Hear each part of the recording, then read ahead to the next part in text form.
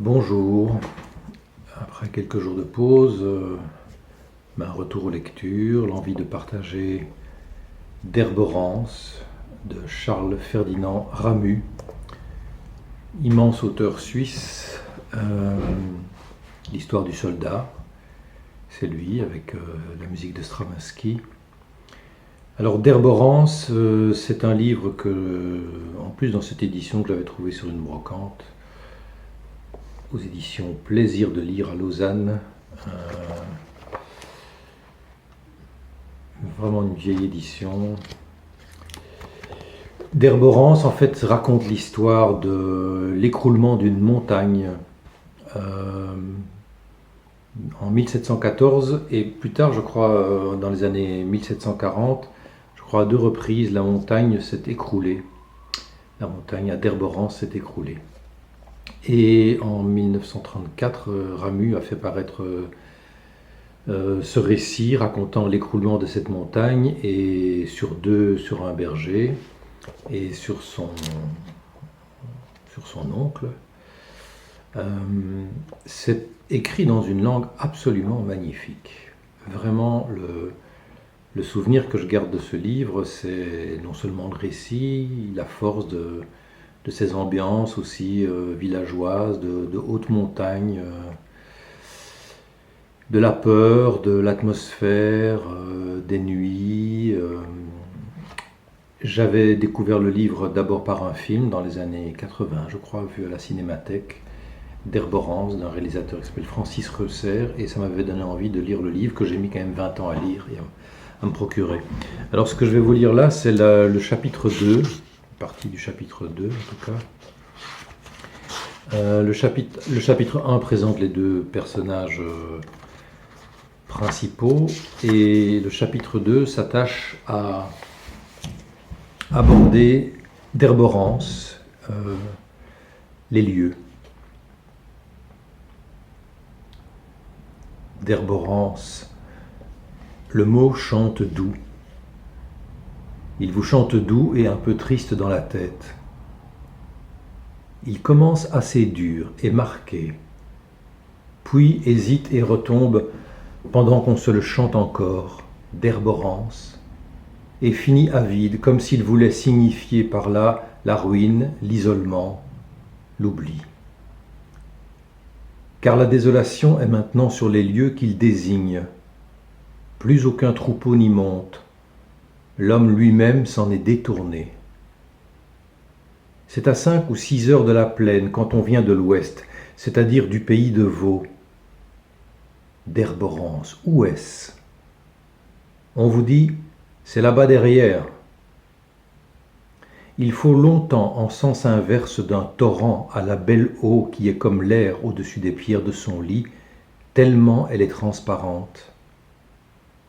D'Herborance, c'est entre deux longues arêtes irrégulières qu'il faut d'abord longuement s'élever. Elles sont comme deux lames de couteau dont le dos serait fiché en terre, et le tranchant tout ébréché montre son acier qui brille par places, et ailleurs est rongé de rouille. Et à droite et à gauche, elles augmentent de longueur, ces arêtes. À mesure qu'on s'élève, elles s'élèvent elles-mêmes. Et le mot continue à vous chanter doux dans la tête pendant qu'on passe près des beaux chalets d'en bas, qui sont longs, bien crépis de blanc, avec un toit fait de bardeaux semblables à des écailles de poissons. Il y a des étables pour les bêtes, il y a de riches fontaines. On monte toujours. La pente raidit.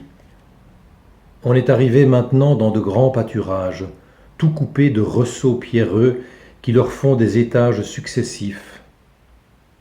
On passe d'un de ces étages au suivant. On est déjà plus bien loin de d'Herborance, on n'est plus bien loin non plus de la région des glaciers, parce qu'à force de monter, on arrive finalement à un endroit qui est un col, lequel est formé par le resserrement des chênes juste au-dessus des pâturages et des chalets d'Anzengdaz, qui font là comme un petit village, peu avant que l'herbe elle-même cesse et depuis longtemps il n'y a plus d'arbres. D'Herborance, c'est là tout près. on n'a plus qu'à aller droit devant soi. Et tout à coup, le sol vous manque sous les pieds. Tout à coup, la ligne du pâturage qui s'affaisse dans son milieu se met à tracer dans rien du tout sa courbe creuse. Et on voit qu'on est arrivé parce qu'un immense trou s'ouvre brusquement devant vous, étant de forme ovale, étant comme une vaste corbeille aux parois verticales sur laquelle il faut se pencher, parce qu'on est soi-même à près de 2000 mètres et c'est 500 ou 600 mètres plus bas qu'est son fond. On se penche, on avance un peu la tête. Un peu de froid vous est soufflé à la figure. D'Herborance, c'est un peu l'hiver qui vous vient contre en plein été, parce que l'ombre y habite presque toute l'année, y faisant son séjour même quand le soleil est à son plus haut point dans le ciel. Et on voit qu'il n'y a plus là que des pierres et encore des pierres. Les parois tombent à pic de tous les côtés, plus ou moins hautes, plus ou moins lisses, tandis que le sentier se glisse contre celle qui est au-dessous de vous en se tortillant sur lui-même comme un ver.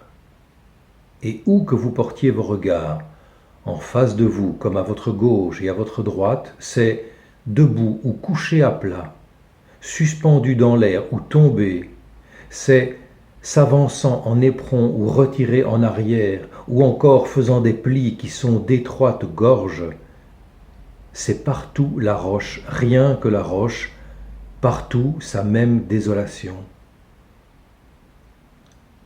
Le soleil qui est sur elle partiellement la colore encore de façon diverse, parce que l'une des chaînes projette son ombre sur l'autre, et celle des chaînes qui est au midi projette son ombre sur celle qui est au nord, et on voit le haut des parois qui est jaune comme le raisin mûr, ou qui est rose comme la rose.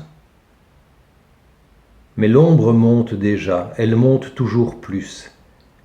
Elle s'élève à petits coups, irrésistiblement, comme fait l'eau dans le bassin d'une fontaine.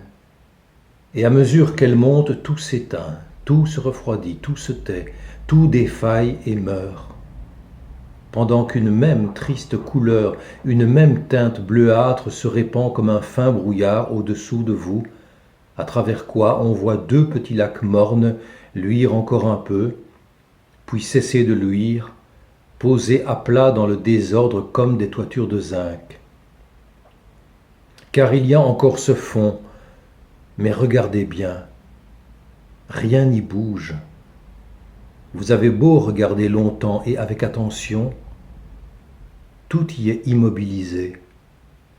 Regardez, des hautes parois du nord à celles du sud, nulle part il n'y a plus trace pour la vie. Tout est recouvert au contraire par ce qui est son empêchement.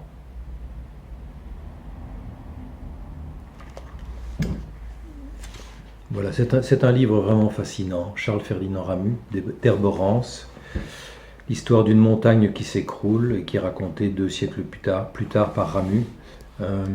C'est une écriture âpre, mais qui a énormément d'ancrage dans la réalité, dans les faits qui se sont passés, dans ce qui se passe entre les villageois, la rumeur de la montagne écroulée, et le fait aussi donc 2 personnages sont ensevelis par la montagne, puis au bout d'un moment, un des personnages revient. En fait, il est vivant, et il s'imagine, et il rêve que l'autre personnage soit aussi vivant. Il part à sa recherche dans la montagne, lui-même suivi par sa compagne qui est enceinte. Enfin, il y a tout le récit d'une progression dans la montagne à la recherche d'un hypothétique corps encore vivant, et c'est un récit totalement fascinant. J'imagine que ça doit exister. Je crois que c'est publié par les éditions Grasset, encore actuellement. Je ne sais pas s'il existe une édition de poche, je n'ai jamais vu. En tout cas, d'Herborance de Ramu, si vous avez l'occasion, c'est vraiment magnifique. Je vous souhaite une belle journée.